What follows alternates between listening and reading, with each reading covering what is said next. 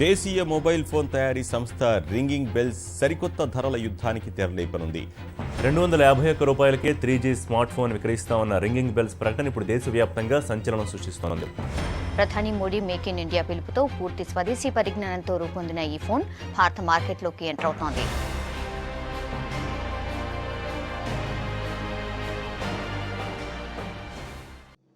రెండు 2016లో make in India, digital India అనే నినాదం జోరందుకుంది.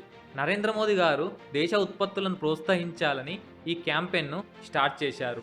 అయితే అదే సంవత్సరం రింగింగ్ బెల్స్ అనే పేరు గల కంపెనీ కేవలం 251 రూపాయలకే స్మార్ట్ ఫోన్ని అమ్ముతామని ప్రకటించింది. వాళ్ళు అమ్మే ఆ స్మార్ట్ ఫోన్లోని ఫీచర్స్ అప్పట్లో 10,000 విలువ గల స్మార్ట్ ఫోన్లో ఉండే ఫీచర్స్తో సమానంగా ఉండేది.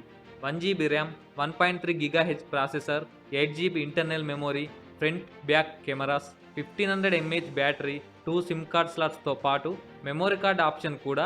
అది కాకుండా 1 year వారంటీ కూడా ఇచ్చారు. ఇవన్నీ కాకుండా ఇండియా మొత్తం మీద 650+ సర్వీస్ సెంటర్స్ తమకి ఉన్నాయని, దీనివల్ల ఫోన్ రిపేర్ వచ్చినా ఇంకేదైనా ప్రాబ్లం ఉన్నా ఈజీగా రిపేర్ చేసుకోవచ్చని రింగింగ్ బెల్స్ కంపెనీ అఫీషియల్గా ప్రకటించింది. 250 రూపాయలకి స్మార్ట్ ఫోన్ ఏంటి అని అందరూ అనుకున్నారు. కానీ ఆ కంపెనీ చాలా తెలివిగా జనాల మైండ్ని మార్చింది.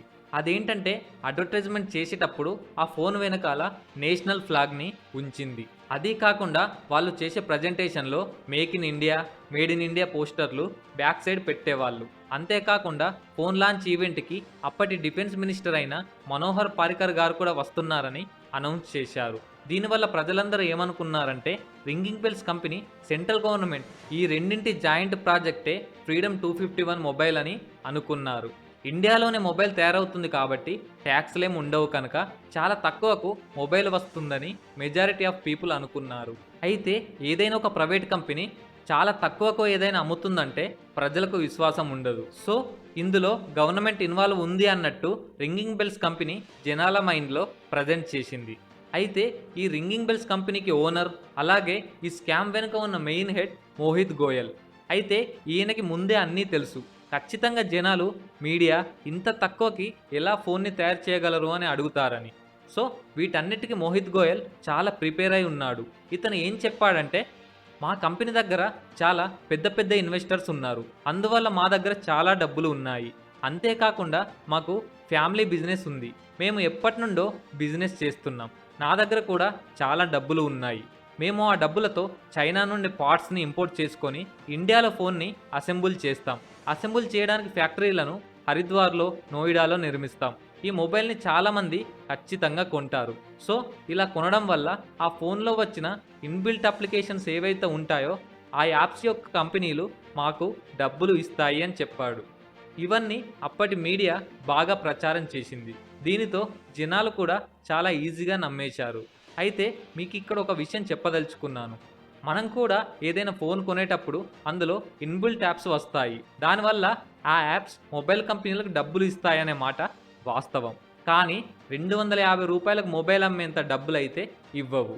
అయితే ఈ స్కామ్ని ప్రజలు గుర్తించలేకపోయారు. కానీ టెలికాం సంస్థలన్నీ ఇదొక పెద్ద స్కామ్ అని, 250 రూపాయలకి ప్రపంచంలో ఏ కంపెనీ మొబైల్ ఫోన్ తయారు చేయలేదని, ఒక మొబైల్ ఫోన్ తయారు చేయాలంటే కంపెనీలకు మినిమం 2,300 రూపాయల ఖర్చు వస్తుందని, మరి అలాంటప్పుడు 250 రూపాయలకే ఎలా అమ్ముతారు అంటూ గొంతు చించుకొని ప్రచారం చేశాయి. కానీ జనాలందరూ వారి మాట నమ్మలేదు. ఎందుకంటే వాళ్ళు ఏమనుకున్నారంటే కావాలనే మిగతా టెలికాం కంపెనీలు 250 రూపాయల మొబైల్ ఒక ఫ్రాడ్ అని చెప్తున్నాయి. ఈ 250 రూపాయల మొబైల్ రిలీజ్ అయితే మిగతా సెల్ ఫోన్ కంపెనీల సేల్స్ పడిపోయి దివాలా తీస్తాయి కాబట్టే కావాలనే అబద్ధపు ప్రచారం చేస్తున్నారని అనుకున్నారు.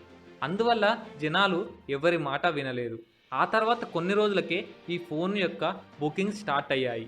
ఈ ఫోన్ బుక్ చేసుకోవాలంటే 2 కండిషన్స్ పెట్టారు. నెంబర్ 1, ఫోన్ని ఆన్లైన్లో మాత్రమే బుక్ చేసుకోవాలి. రెండవది, బుకింగ్ అమౌంట్ అయిన 250 రూపాయలు ఫస్టే చెల్లించాలి. ఈ ఫోన్కి క్యాష్ ఆన్ డెలివరీ లేదు అని 2 కండిషన్స్ పెట్టారు. సో ఈ ఫోన్ బుక్ చేసుకునే వాళ్ళు ఖచ్చితంగా 250 రూపాయల అడ్వాన్స్ పే చేయాలి. ఈ కండిషన్స్ విన్న జనాలందరూ 250 రూపాయల మొబైల్ గురించి ఆలోచనలో పడ్డారు. దీనివల్ల ప్రజల్లో 3 రకాల మైండ్ సెట్ ఉన్న వర్గాలు ఏర్పడ్డాయి.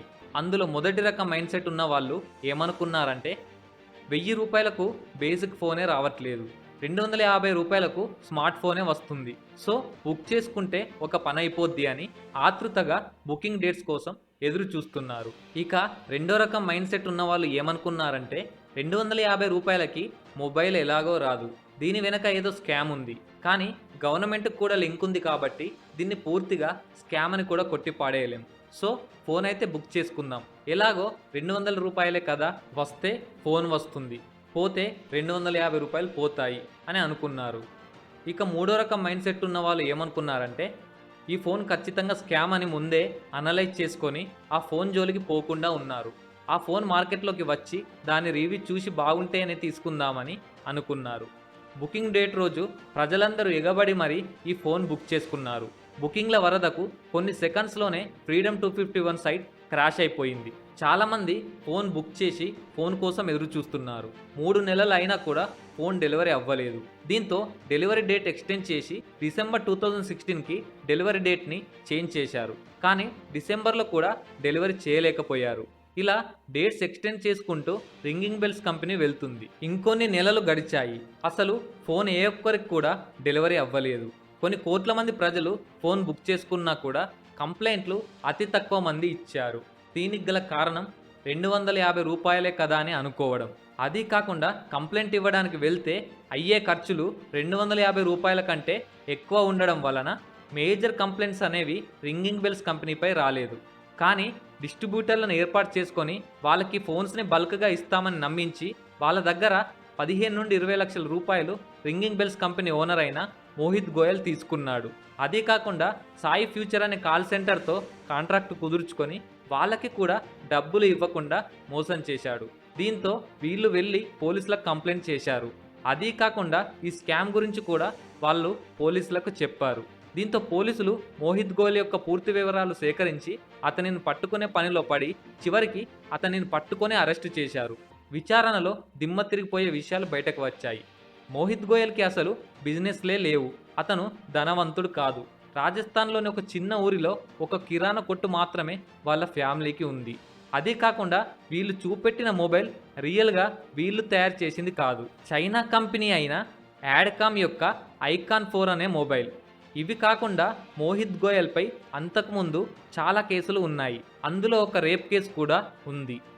సో ఫైనల్గా మోహిత్ గోయల్ ఫ్రీడమ్ 251 అనే పేరుతో 250 రూపాయలకే మొబైల్ అని చెప్పి ఈజీగా 200 కోట్ల రూపాయలు ప్రజల దగ్గర నుండి డైరెక్ట్గా దోచుకున్నాడు.